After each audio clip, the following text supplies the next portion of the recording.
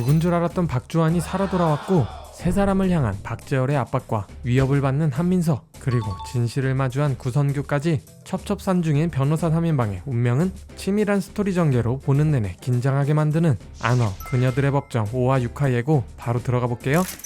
4화 마지막에 박재열이 직접 윤라영을 찾아가서 대면하면서 끝이 났죠. 이 장면이 정말 소름 돋았는데요. 지금까지 정황으로 볼 때 박재열은 20년 전 실종된 박주환인 것이 거의 확실해 보여요. 예고에서도 강신재가 박재열과 만나면서 기억을 찾았구나 라는 대사를 하는 걸 보면 거의 박주환이 맞는 것 같거든요. 그렇다면 20년 전 도대체 무슨 일이 있었던 걸까요? 제 생각에는 20년 전 박주환은 주인공 세 사람과 가까운 사이였어요. 그런데 봉사동아리 회식 후에 술에 취해 박주환이 윤나영을 먼저 성폭행하려고 했던 것 같아요. 그걸 강신재와 황현진이 발견하고 막으려 했지만 역부족이었던 거죠. 그리고 결국 황현진이 쇠파이프로 박주환의 머리를 내려쳤고 그대로 박주환은 강물에 빠지게 된 거예요. 아마 친구 윤나영이 성폭행을 당하는 걸 보고 참지 못했던 거죠. 우발적으로 살인을 저지르게 된 황현진은 너무 놀라 당황했을 거예요. 그때 강신재가 머리를 굴려서 엄마, 성태임에게 도움을 요청한 것 같아요. 지금까지도 강신재가 엄마에게 꼼짝 못하고 있었던 이유가 바로 이거였던 거죠. 성태임은 국내 최대 로펌 헤일의 수장이고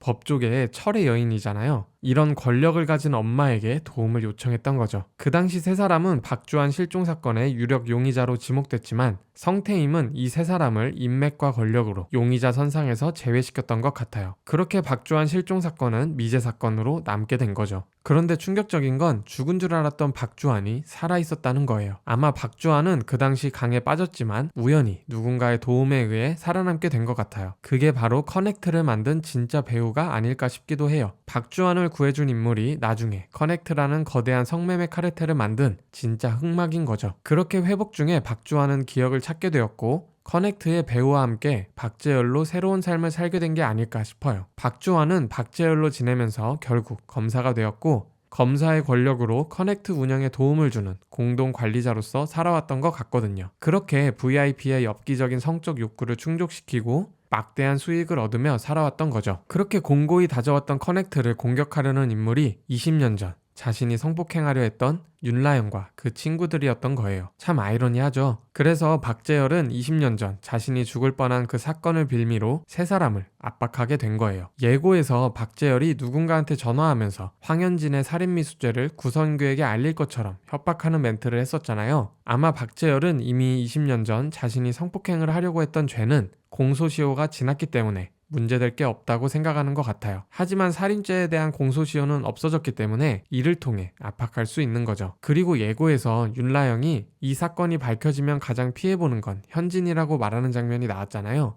황현진이 직접적인 가해자였고 형사 남편까지 두고 있는 상황이라 이 문제를 꺼내게 되면 가장 피해를 보는 건 황현진이라고 알 수 있어요. 그래서 박재열은 이러한 무기를 통해 윤라영에게 더 이상 알려고 하지 말라며 협박하겠지만 아마 이 세 사람은 이 사건을 수면 위로 드러내지 않고 커넥트와 박재열을 공격하는 방법을 찾으려고 할 것 같아요. 예고에 나온 것처럼 윤라영이 우리 일은 입도 뻥끗 못하게 우리가 먼저 날리는 거야 라고 한 대사가 바로 이런 맥락일 것 같거든요. 그리고 4화에서 또 하나 충격적이었던 장면이 있었죠. 바로 커넥트의 VIP가 헤일로펌의 2인자 권중현이었던 거예요. 이거 보고 정말 소름 돋았었는데요. LNJ에서 아르바이트를 시작한 한민서는 권중현이 낀 반지를 보고 VIP였다는 걸 단번에 알아챘거든요. 한민서가 진짜로 놀란 걸 보면 이건 거짓말은 아닐 것 같아요. 아마 이 사실을 알게 된 강신재가 가장 충격을 받았을 거예요. 왜냐면 가장 믿고 있던 아저씨였고 엄마를 밀어내고 헤일로펌 대표 자리를 넘겨주려고 했었잖아요. 근데 알고 보니 커넥트의 VIP로 위험한 인물이 엄마의 최측근이었던 거죠. 권중현은 요직을 두루 거친 서울지방법원 부장판사 출신으로 명실상부한 헤일의 2인자예요. 성태임의 손발로 충실히 성태임을 보좌하면서 신재가 어렸을 때부터 두 모녀 간 갈등을 중재해왔고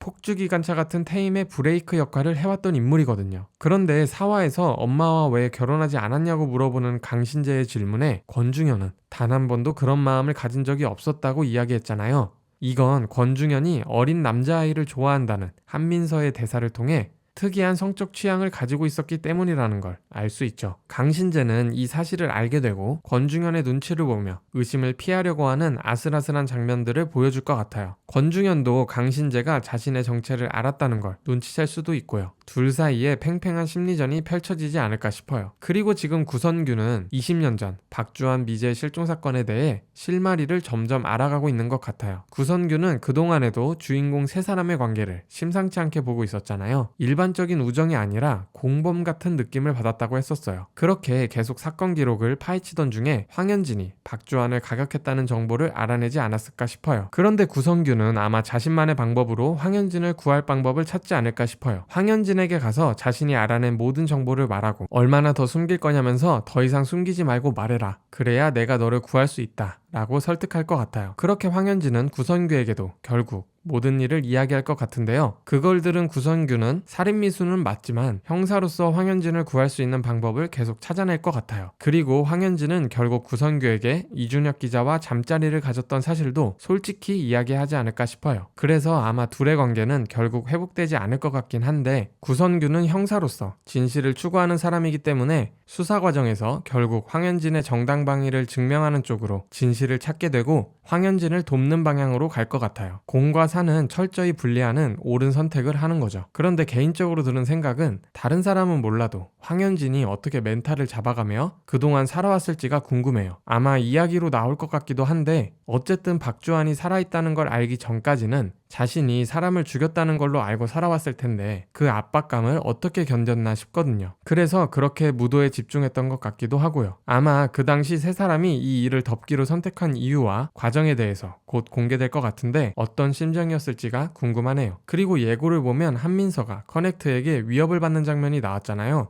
3, 4화에서 한민서가 윤라영 집에 들어갔을 때 방에서 다시 커넥터 어플을 켜는 장면이 나왔어요. 아마 커넥트의 협박을 받고 윤라영에 대한 정보를 넘기는 스파이 짓을 암시하는 장면이 아닐까 싶기도 해요. 자세한 건 좀 더 지켜봐야 할 것 같은데 이 장면 외에는 아직까지 한민서가 그렇다 할 모습을 보여준 게 없어서 다음 화에서 한민서가 하는 행동을 보면 조유정처럼 커넥트에 의해 똑같은 짓을 당하고 있는 건지 알 수 있을 것 같아요. 아니면 정말 커넥트의 협박에 못 이겨 스파이 역할을 하고 있는 건지 둘 중 하나일 거예요. 한민서가 정말 스파이 역할을 하고 있다면 윤라영 입장에서는 정말 배신감이 크게 들겠죠? 그리고 예고에 강신재와 백태주의 약혼설 기사가 뜨고 강신재는 엄마의 짓이냐며 의심하는 대사가 나왔잖아요. 지금 계속 백태주가 스물스물 등장하고 있는데 정확한 정체는 나오지 않고 있어요. 드라마 특성상 모든 인물을 다 의심하게 만드는 분위기라서 백태주도 처음에는 그냥 강신재를 나중에 돕는 인물이겠구나 생각했었는데 4화까지 보고 나니까 백태주도 뭔가 의심이 돼요. 진원화 예측에서 어떤 시청자분이 달아준 댓글 중에 백태주가 커넥트인 운영자 같다고 하셨었는데